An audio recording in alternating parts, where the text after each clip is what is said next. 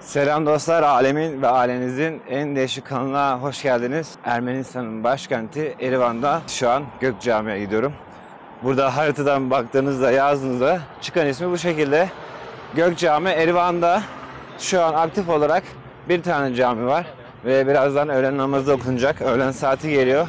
Ondan sonra bir yere gideceğiz. Yani varlığını daha önceki gelişimde de bildim ama gidip gitmeme noktasında hani gidip gitmemeye emin olamadım. O arada da vize süremin bitmiş olduğu bir süreçten sonra gidemedim, bir yere gideceğiz. Ama istiyorum ki işte sizlerin de makul göreceği bir şekilde ve yorumlarda da hani sıkıntılı şeyler çıkmayacağı şekilde bir şekilde izah etmeye çalışayım, giriş yapayım. Maalesef ülkemizde şu an içinde bulunduğum Ermenistan devleti arasında günümüzde siyasi ve politik problemler var. Geçmişte de biliyorsunuz başka problemler yaşandı.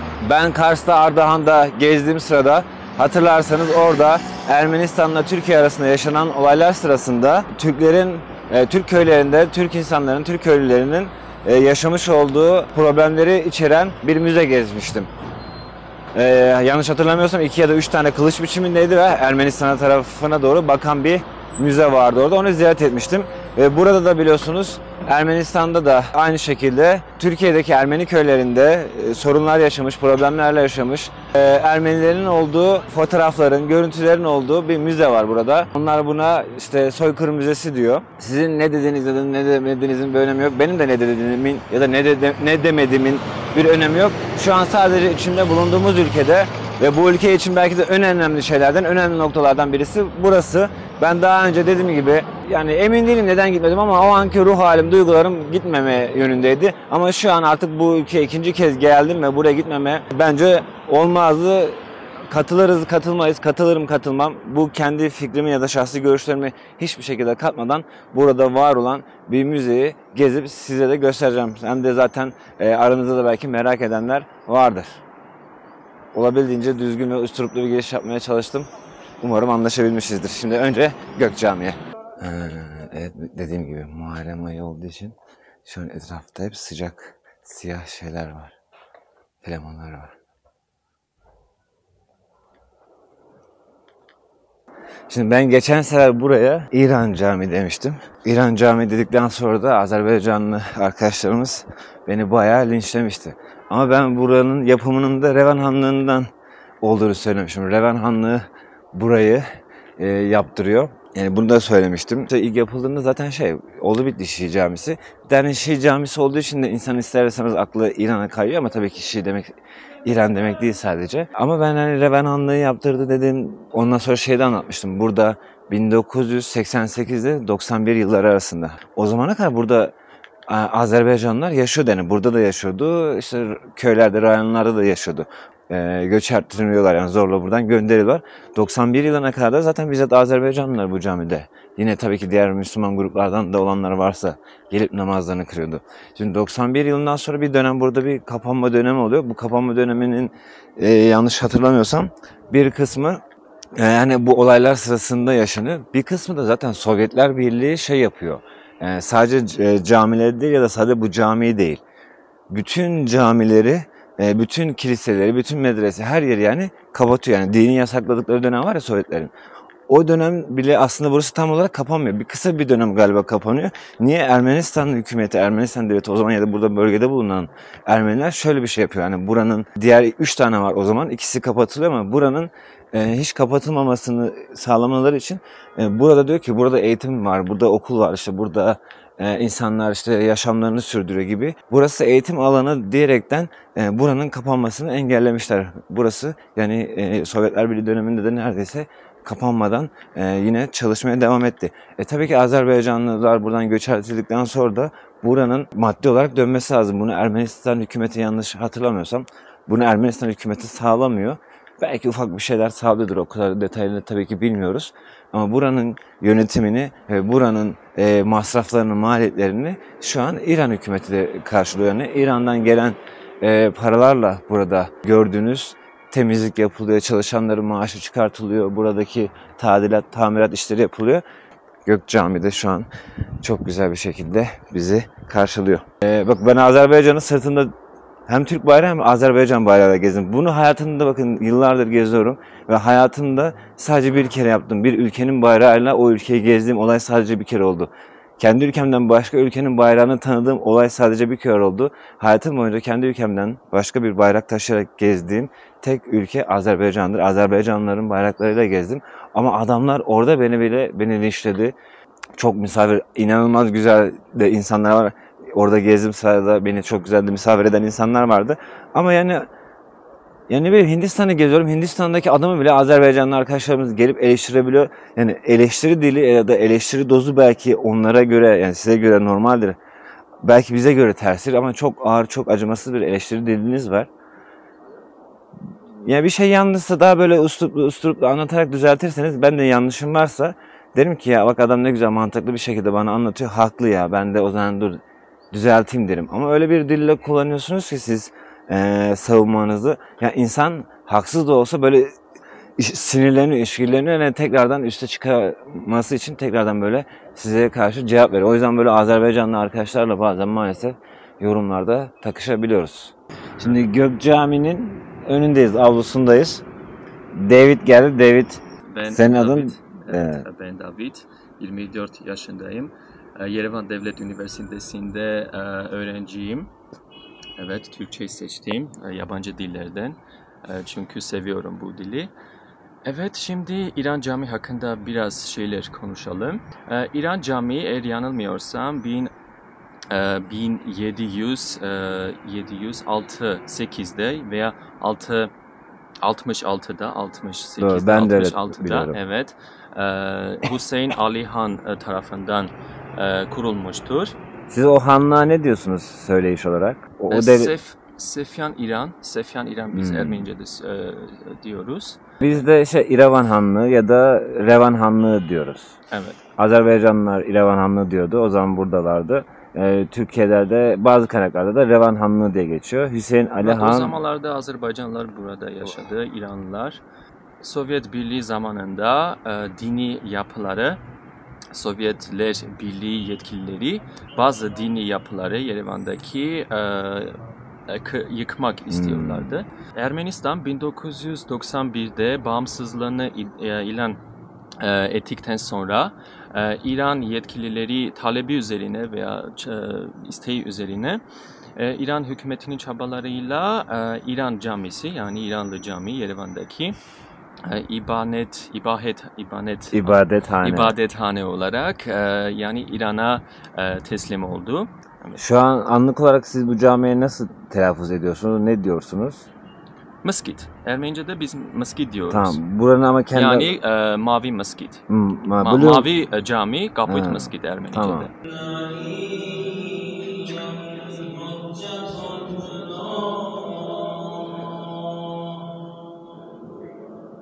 Şu an dışarıda ya ezan ya Kur'an sesi var.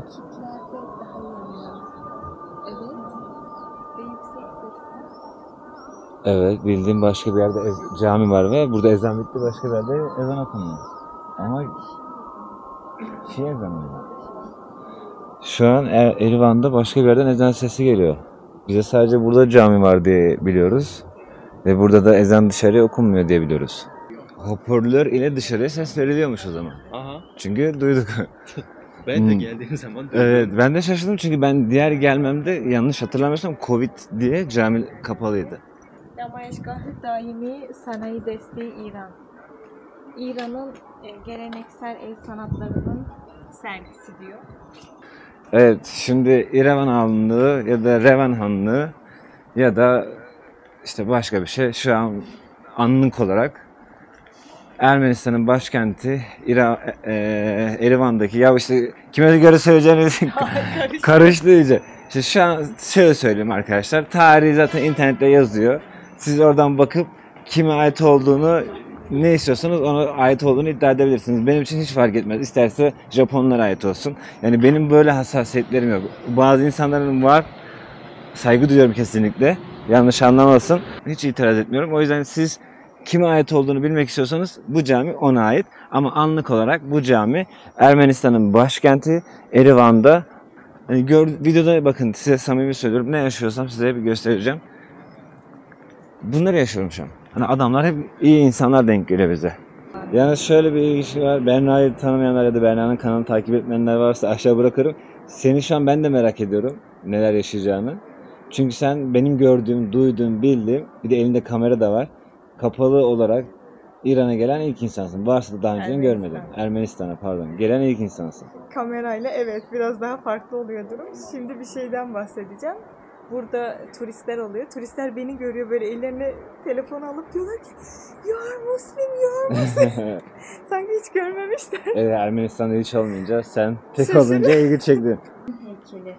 Şimdi ben imamın odasına girdiğimde Hamini ve Hümeyni'nin resmi vardı orada. Evet. Ama burada heykel olması beni şaşırttı. Benim de şaşırttı. Yani isim yazmıyor. Şimdi biz de tam emin olamadık. Biraz düşmüş ama Hümeyni yani sanki. Şu karşıda bir tane pazar gibi bir şey vardı. Şimdi hızlı yine onu ziyaret edeceğiz. Şimdi burada böyle bir kocaman market var. Burası eskiden aslında daha önce de gelecektim de gezememişim. Eskiden bizdeki sistem bir pazardı ama insanlar açık hava pazarıydı yani. Şimdi burayı kocaman bir süpermarkete çevirmişler. Bir sonraki ya da iki sonraki bölümde burada süpermarket fiyatları çekecektim ama şimdi kajuda indirim varmış, kaju alıyoruz.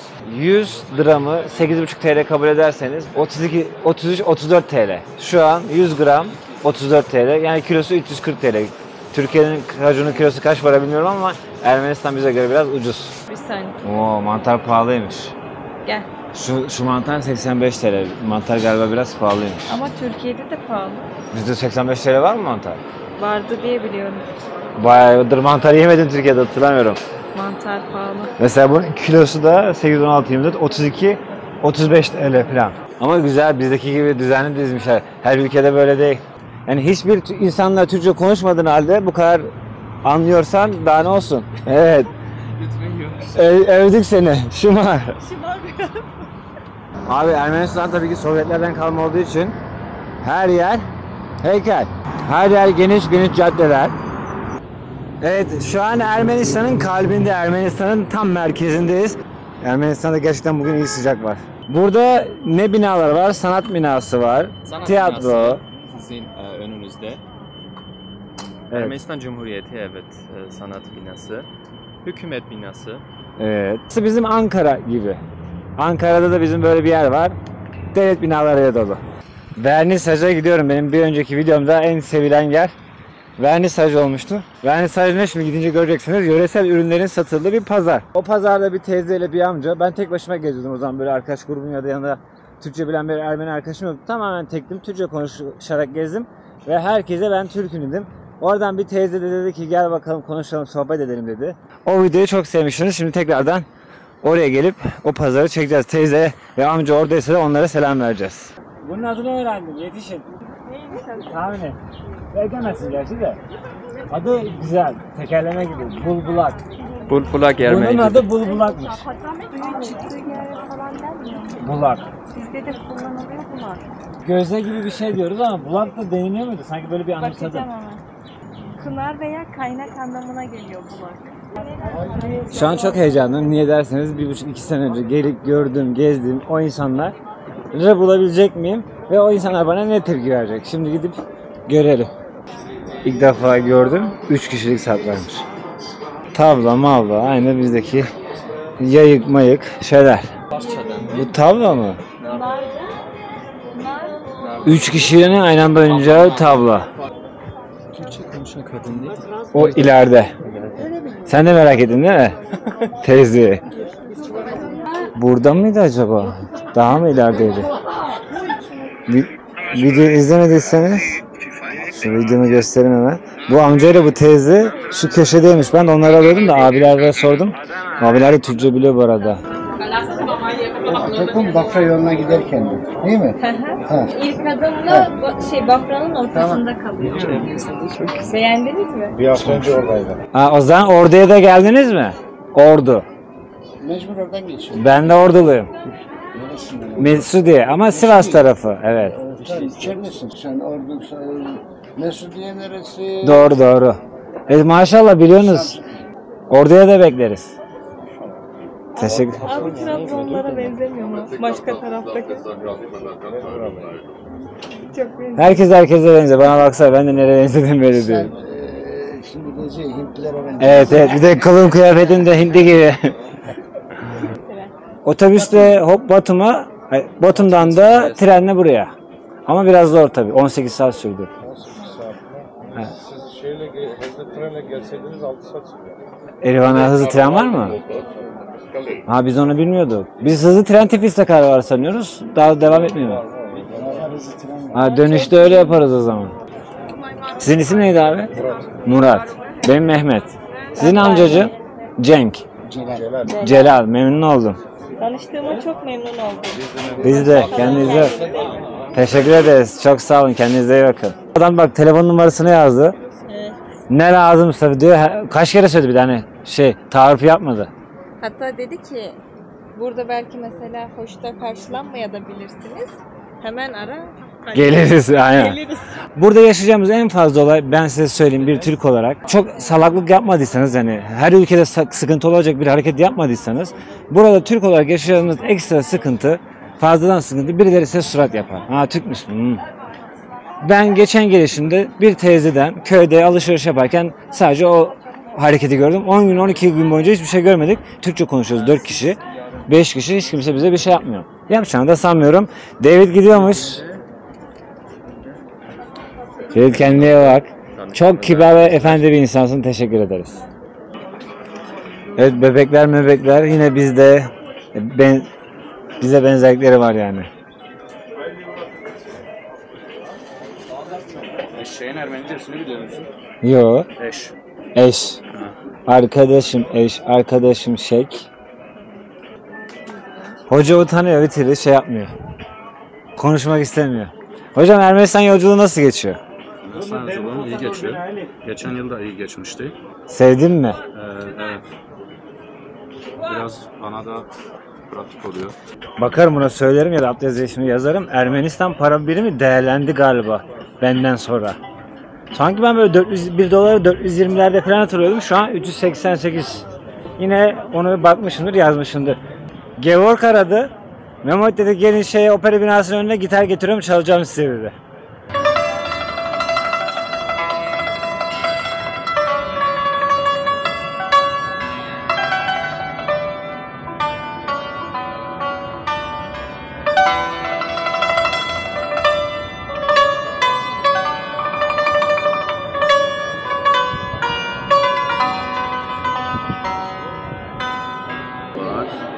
Doğru ya, ben hatta seninle burayı çekmiştim yine.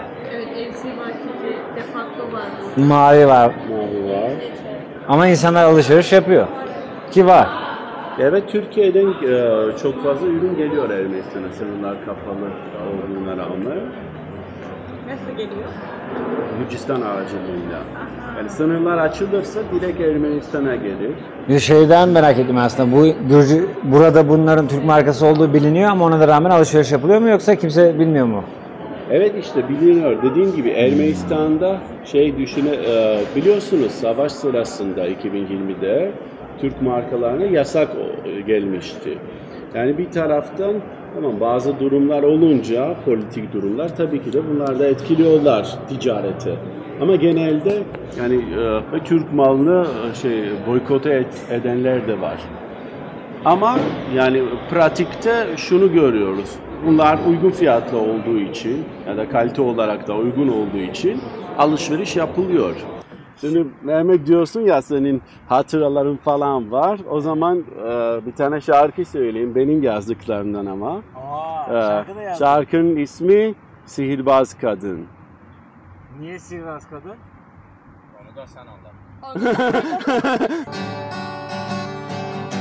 Zarnenein parurum komarimina ohiter khandum in kahar duhi. Sihirbaz kadını sanırım hatırladım.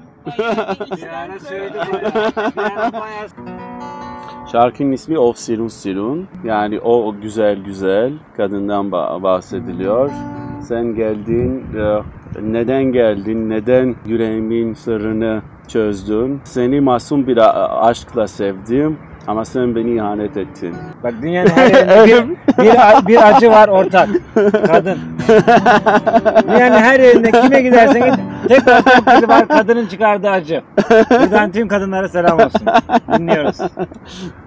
Of sirun sirun İnçu moteta Sardis kahnika İnçu imatar Mian mersiro Ieskasireti Bazwanira Davacanetir İmsirati ari Hakikaten güzeldi ama. Tahminen 405. yılda icat edilmiştir. Ama tabii bu tarihi değişebilir. 1500 yıl önce yani. Şey diyemiyorsunuz. 1600 hatta. 1600. Ama şunu söyleyebilirim. Biz hala Mesrop-Maşdot'un icat ettiği alfabesini kullanıyoruz. Hocanın soyadı Kaltakyan ve bunu anlatacak. İlginç bir hikayesi var. Kaltakyan. Evet. Ama bizdeki anlamda değil tabii ki. Şimdi neymiş? Söylemedi, tam birazdan söyleyecek. Şimdi göreceğiniz bina Ermenistan'da dillerin en önemli merkezlerinden biri. Şu an biz Ermenistan... Doğu Bilimler Fakültesi buradadır. Yani Türkçe, Farsça, Arapça vesaire. Aynı zamanda bölümleri var. Aynı zamanda Avrupa dilleri var. Burada mevcut. Rus dili edebiyatı vesaire. Yani dillerin en önemli merkezlerinden biri burasıdır. Ben de bu binada 6 yılını geçirdim. Türkçeyi de burada öğrenmişiz biz de. İyi ki öğrenmişsin. Bugün bize... Soyadımla ilgili onu da söyleyeyim. Yani sizin de ben biliyorum sizin gayet büyük kitleniz var. Evet. Şu büyük kitlenizde olduğu için bu hikayeyi sürekli tekrar etmemek için diğer arkadaşlar için bir defa daha ve umarım son defa anlatabilirim. Bizim dedemin babası Yozgat'ta doğmuş. Yozgat Menteşe köyünde. Orada yaygındı cirit oyunu. Oynarken sürekli kaltağı kırıyorlardı. Kaltak yani ilkin anlamıyla eğer demek. Atın üstündeki eğere kaltak diyorlarmış. Sonradan tabi anlam değişikliğe maruz kaldı ve malum anlamı taşımaya başladı. Ama asıl anlamı eğerdi. Ve bizim atalarımız da sürekli bu kaltağı kırdıkları için bizim soyadımız Kaltak Kıranyan'mış. Ermenistan'ın en eski üniversitesi Erivan Devlet Üniversitesi. Orada hukuk fakültesi, burada da Doğu Dilleri Fakültesi. Gevok'ta oradan mezundu. Bize üniversitesini gösterdi, üniversitesinin bahçesini gösterdi. Evet, Berna benden cesaretli çıktı. Şu an içeride dua diyor, papaz geldi, insanlar da orada. Ben de böyle uzaktan çektim.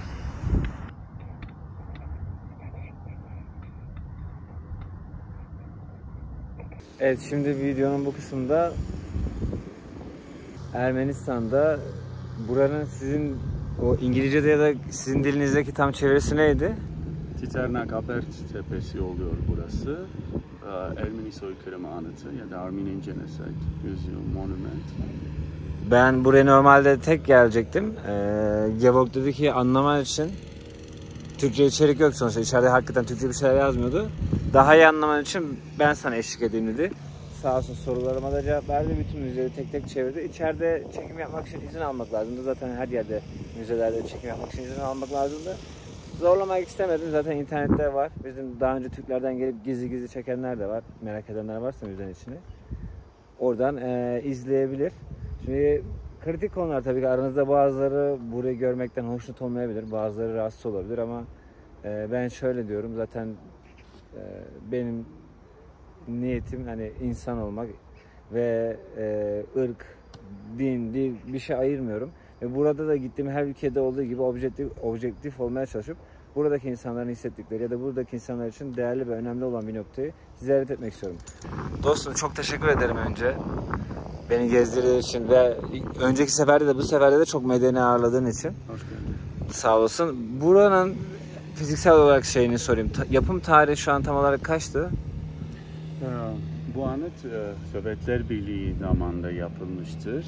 1965'te 1915'in 50. yıl dönümü için yapılmış. Daha önce Sovyetler Birliği'nin içinde de bu konuları konuşmak yasaktı ve konuşanları Sibirya'ya sürgün ediyorlardı. Ama artık 65'te aslında eylemler de yapıldı. Biz mutlaka böyle bir anıtın dikilmesini istiyoruz dediler. 65'ten sonra Ermeni halkı her sene özellikle Nisan 24 tarihinde burayı ziyaret ediyorlar. Bu yapının içinde şimdi ben de ilk defa gireceğiz. İnternette izlediğim kadarıyla bir ateş var galiba. Ateş var. Onlara bu ateşe anmahgırak diyoruz. Yani sönmeyen ateş. Burada ilahi tarzında bir şey duyuyorsunuz ve sönmeyen ateşi bu yapının ortasında görebiliyorsunuz. Georg, bir de sana şey sormak istiyorum. Şu an dinlediğimiz şey bir ilahi diyebilir miyiz? İlahi mi yani?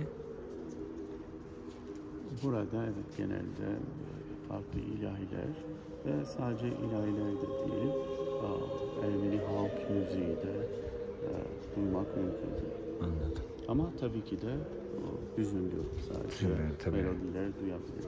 Evet. Ben şimdi Georg'a teşekkür ettim. Neden teşekkür ettim? Şöyle bir şey var. Kesinlikle çok Türkolog kendisi, daha önceden belki bilmeyenleriniz varsa. Türkiye'de de bir sürede bulunmuş. Türkçe'yi de iyi biliyor. Osmanlı tarihini de araştırıyor ve aynı zamanda da Osmanlıca çeviriler, Türkçe çeviriler yapıyor, Ermenice ve Türkçe arasında, aynı zamanda da Osmanlıca. Yani bir şeyler vardır. Bazıları hani gelir buraya, o insanların yaralarını deşer ya da ne bileyim insanların milli duygularını şimdi lan ne soykırımı falan diyebilir ya da tam tersi tarafta olabilir. Katletmişsiniz lan diyebilir ama senin mantaliten şey çözüm, yani arabulucu bir iyi niyetin var. Evet. Ve bunu Hrant Dink'e getirecektim. Bence güzel şeyleri anlatacağın için video kaydına girdim. Şöyle, bence işte bazı insanlara Ermeniler arasında da Ermeni soykırımı meselesini sırf Türklere ve Kürtlere vesaire düşmanlık, nefret üzerine kuruyorlar. Ama özellikle Hrant Dink'in yaklaşımını ben çok hoş buluyorum. Yani tabii ki de şu an Türkiye'de yaşayan, hayatta olan insanların bu olaylarla ilgili birdenbire herhangi bir suçu olamaz zaten. Aynı zamanda tabii Türkiye'nin hassasiyetlerini de ele almak lazım. Ve Hrant Dink'in aslında bana sorarsan neden öldürüldü Hrant Dink? Çünkü Hrant Dink karşıdaki insanın anlayabildiği dilde bunları anlatıyordu. Evet diyor, siz suçlayarak, karşıdaki insanı suçlayarak değil, karşıdaki insanı gerçekten onun algıladıkları, onun bildiklerini, onun yaşadıkları en makul bir şekilde, hatta karşıdaki insanı da hakaret etmeksizin böyle bunları konuşuyordu, anlatıyordu. Evet, sen de gördün müzedeki şeylerini. Yani Hrant Dink ne diyor? Bu halkı siz hatta bir kişiyi bile altın uçakla kendi vatanından, kendi yaşadığı toprağından siz başka bir yere götürüyorsanız, hatta hiçbir zarar vermedin bile, bu da bir soykırımdır. Malum biliyorsunuz şu an Türkiye Cumhuriyeti arazisinde daha önceden gerçekten çok daha fazla Ermeni yaşıyordu. Ve onların hem kültürel mirası var şu anda görebileceğiniz. Yani bu insanlara bir şey oldu ve gerçekten bence bu meselenin yani bir köprü diyorsun, doğru diyorsun. Bu meselenin çözülmesi için ve bu meseleyle ilgili anlaşabilmemiz için bir komisyonlar kurmaya gerek yok. İnsanların sadece objektif bir şekilde, tarafsız bir şekilde bu meseleyi anlamaya çalışsınlar. Bu bence ilk ve çok önemli bir adım olur. Bu bölgede evet jeopolitik nedenlerden dolayı, siyasal nedenlerden dolayı halklara karşı zulümler yapılıyor. Ve şunu da söylemem lazım bence. Evet. Tarihi bir görüşme var Enver Paşa'nın ve Johannes Lepsius'un. Ve Johannes Lepsius diyor ki, siz neden, yani kısa özetle söyleyeceğim, siz şey yapıyorsunuz, Osmanlı Devleti'nizin içinde yaşayan masum Ermenileri katlediyorsunuz. Neden bunu yapıyorsunuz? Orada kadınlar, çocuklar ölüyor vesaire. Enver Paşa da cevap veriyor. Sen ahlaki açısından bakıyorsun. Ama politik açısından Ermenileri şu an yaptıklarımız bizim devletimiz çıkarları için önemlidir. Yani sırf devlet çıkarları için halkı katletmek, zulüm etmek vesaire, bunların ben doğru olmadığını düşünüyorum. Bizim bölgemizdeki meselenin çözülmesi için birazcık daha insani olmamız lazım diye düşünüyorum. Şu an sen de bu niyetle bir insansın. Bir yerlerde bir şekilde bir şeyleri inşallah çözeriz dostum. Teşekkür ederim buraya karışık ettiğin için. Bence daha önce dediğim gibi meselenin çözülmesi için insanların tarafsız bir şekilde yaklaşmaları lazım. Bu propagandaymış, agitasyonmuş, her şeyi bir kenara bırakacaksınız. Ve tek tek bilimsel yöntemlerle çözmek lazım. Bir de senin lafın mıydı? Hani toprak sahipsizdir. Lafını bugün sen mi söylemiştin? Çok seviyorum. Yani politikada insanlar sürekli diyorlar bu bizim topraklarımız vesaire. Sen demiştin, tamam. Ya şimdi bunu tabii Karabağ meselesiyle ilgili söz konusu. Karabağ arsa kime ait? Azerbaycan'a mı, Ermenistan'a mı? Ya da Türkiye'de şu an Van kime ait? Kürtlere mi, Ermenilere mi, Türklere mi? Yani ben hep diyorum toprak insana değil, insan toprağa aittir. Ama bu şu an yaşadığımız dünyada aidiyet üzerine kurulmuştur. Maalesef. İnsanların hem bir millete sürekli ait olma duyguları hem de bir şeylerin, maddi olan bir şeylerin onlara ait olduklarını üzerine kurulmuştur. Ve yani bu da bir çözüm olamaz. Tamam. Çünkü insanlar sürekli diyorlar ki bu bana ait. Şimdi sen kalk ve milli çıkarlarıyla hareket eden bütün insanlara anlat ki sırf milli çıkarlarıyla hareket edemezsin. İlk önce insan olmak lazım. Ve sonunda da insan olmak lazım. Teşekkür ederim insan olduğun için. Sağ ol. Aynı şekilde. Sağ ol. Burada her ayın bir günü bütün insanlar toplanırmış. Bu böyle umarsızca dans edermiş, halay çekermiş özellikle. Biz biraz karanlığa kalıp, Berna buraya gündüz gelmiş, belki ondan izlerseniz daha net görüntüler vardı. Biz de son halaya geldik. Lütfen müzikleri, enstrümanları iyi dinleyin. Çekebilirsem oyunları da çekeceğim.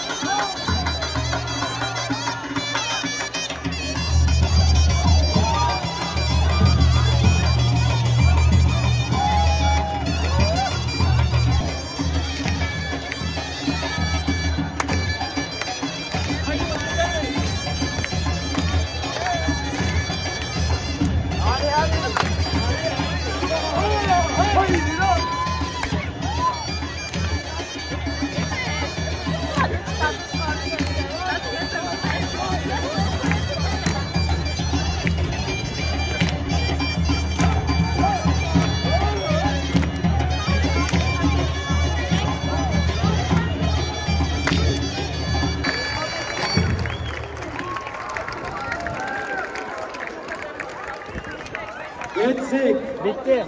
Aslında ne kadar basit. Bir tane üflemeli kamışla bir tane keçi derisi davula vuruyorsun ve binlerce kişiyi eğlendiriyorsun. Mutlu olmak aslında bu kadar basit ama beceremiyorsun.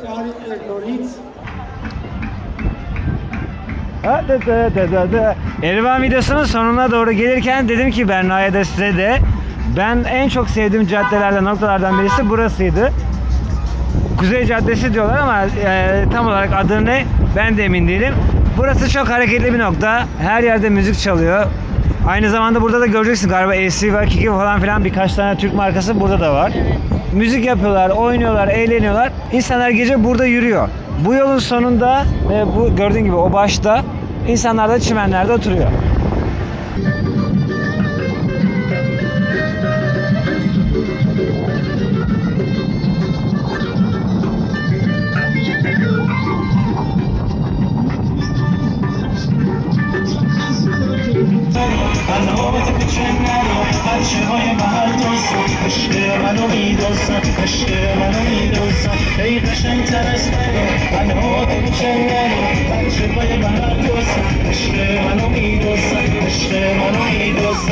Merci. Thank you. Merci. Güzelse benim gönlüm ondadır. Davında şundadır, şunda bunda ondadır. Mavi boncuk kimdeyse benim gönlüm ondadır.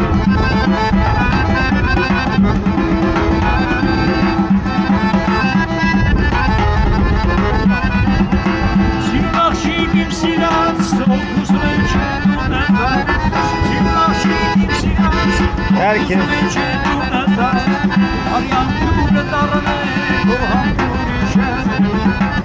Ermenistan'da bu arada cidden güzel yerler, sokaklar sayısı artmış. Mekan olarak tabii ki kıyaslamıyorum. Hani çok iyi mekanları var diyemem. Çünkü komşu ülkelerde bir sürü güzel mekanlar var. Mesela Gürcistan'da ve Türkiye'de çok iyi mekanlar var komşularımda. Rusya'da da çok iyi mekanlar var. Ama Ermenistan küçük bir ülke. Ona rağmen bence fazlasıyla güzel eğlenme kültürüne sahipler. Araya girip böyle bir video çekiyorum. Niye? Hızlı geziyoruz. Hızlı gezmiyoruz daha doğrusu. Şimdi ben bir video çekmek için sokağa çıkıyorum ama o sırada başka bir konu çıkıyor. Ve başladığım videoyu bırakıp başka bir video çekmeye gidiyorum. Başladığım videonun konusundan böyle kopabiliyorum. Şimdi burada hassas konular da var tabii ki. Ben bu demek istediğimi anladınız. Ben kaç günlük farklı geziyi belki bir videoya birleştiriyorum. Şimdi buradaki konuyu niye açıyorum? Neden böyle bir araya giriyorum? Hassas konular. İki devlet arasında yaşanmış, iki millet arasında yaşanmış büyük ve üzücü olaylar var. Ben şimdi gidip de iki tarafında bu hassasiyetleri varken bir götü boklu gezgin olarak yanlış cümleler kurmak istemem, yanlış ithamlarda bulunmak istemem. Bu müzenin adını ben kendim telaffuz etmiyorum. Ben bu iki ülke arasındaki, iki millet arasındaki meseleye başka bir vizyonla bakıyorum. Ne Türkiye'nin düşündüğü gibi ne Ermenistan'ın düşündüğü gibi. Buranın ismini Ermenistan Soykırım Müzesi demiş. Ben de şu an sadece burada böyle bir müze var diye size gösteriyorum. Adı da bu şekilde olduğu için bu şekilde söylüyorum. Ama siz ister Soykırım Müzesi deyin, ister Özde Soykırım deyin, ister Sözde Soykırım Müzesi deyin, isterseniz de Rus uzay üssü deyin.